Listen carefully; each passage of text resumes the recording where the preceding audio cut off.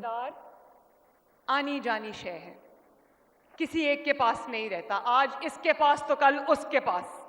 لیکن اقتدار کا استعمال اللہ تعالیٰ کی اور عوام کی امانت ہوتا ہے. اس کا حساب صرف عوام کو نہیں, اللہ تعالیٰ کو بھی آپ نے دینا ہے. اور میں آپ کو ایک چیز دکھانا چاہتی ہوں, اور میں آپ کو یہ بتانا چاہتی ہوں کہ آپ نے کبھی یہ کام نہیں کرنا. میرے والد جب جیل میں تھے, ان کی آئی تھنک 71 ایئرز یا 72 ایئرز ان کی ایج تھی, 73 ایئرز ہوگی. ان کو جیل میں رکھا, وہ بیمار ہو گئے. ان کو ملٹیپل ہارٹ اٹیکس ہوئے, تو وہ بیمار ہو گئے. ان کے پلیٹلیٹس ڈراپ کر گئے, ان کو دل کی تکلیف ہو گئی. ان کا اتنا مذاق اڑایا گیا, ان کی بیماری کا اتنا مذاق اڑایا گیا. میری والدہ, میں جیل میں تھی, میرے والد جیل میں تھے. میرے بچوں, یہ ایک ماں اپنے بچوں سے بات کر رہی ہے. میرے والد جیل میں تھے, میری والدہ میں جیل میں تھی.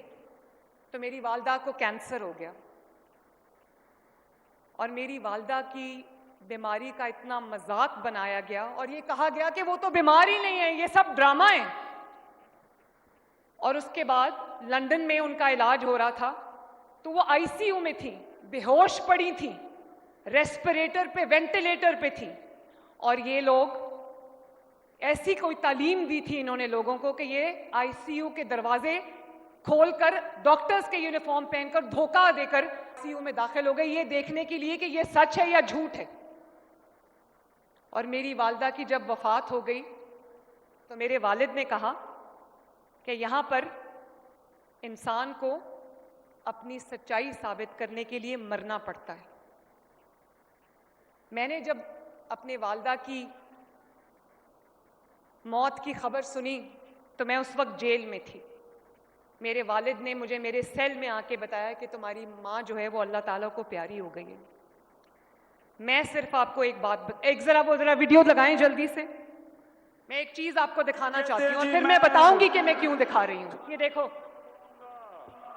کھانا اچھا نہیں ہے جیل کا, پھر کہتے ہیں جی ایئر کنڈیشن لگا دو جیل میں, اب ٹی وی چاہیے جیل میں. 80% پاکستانیوں کے پاس تو ایئر کنڈیشن ہی نہیں ہے. آدھی پبلک تو خوشی سے جیل میں جائے گی اگر ان کو ٹی وی بھی مل جائے, کھانے بھی مل جائے, ایئر کنڈیشن بھی مل جائے. سزا تو نہ ہوئی ہے, واپس جا کے میں یہ ٹی وی شی وی تو جیل سے نکالوں نا, میں ایئر کنڈیشن بھی. اس کو ہولڈ کرو.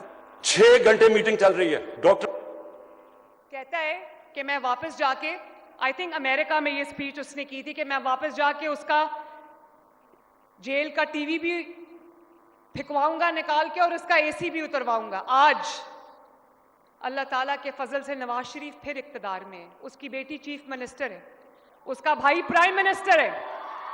لیکن دھیان سے سننا میری بات, لیکن آج تک حلف اٹھا کے کہہ رہی ہوں آپ کے سامنے, اللہ تعالیٰ کو حاضر ناظر جان کے کہہ رہی ہوں, آج تک نہ میں نے کبھی سوچا, نہ نواز شریف نے کبھی سوچا, نہ شہباز شریف نے کبھی سوچا کہ اس کا اے سی اتروا دوں, اس کا کھانا بند کر دوں, اس کا ٹی وی بند کر دوں. کبھی یہ خیال بھی نہیں آیا.